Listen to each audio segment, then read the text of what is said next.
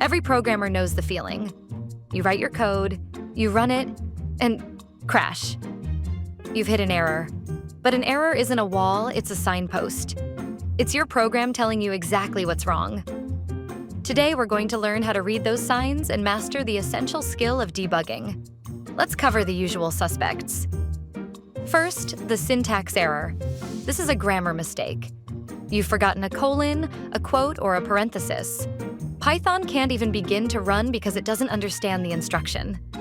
Next is the name error. This almost always means you have a typo in a variable or function name. Python is looking for something that doesn't exist. Finally, the type error. This happens when you try to combine two incompatible data types, like adding a string to a number. You have to convert one of them to match the other. So an error pops up. What do? Your number one tool is the error message itself, called a traceback. Don't be scared of it. The secret is to read it from the bottom up. The very last line tells you the type of error and a helpful description.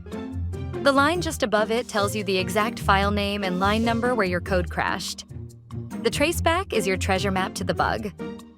If the traceback doesn't solve it, it's time to investigate. The simplest and most powerful debugging technique is using print. By adding print statements at different points in your code, you can track the values of your variables as your program runs. This helps you see the flow of your data and pinpoint the exact moment things go wrong. It's like leaving a trail of breadcrumbs to find the source of the problem.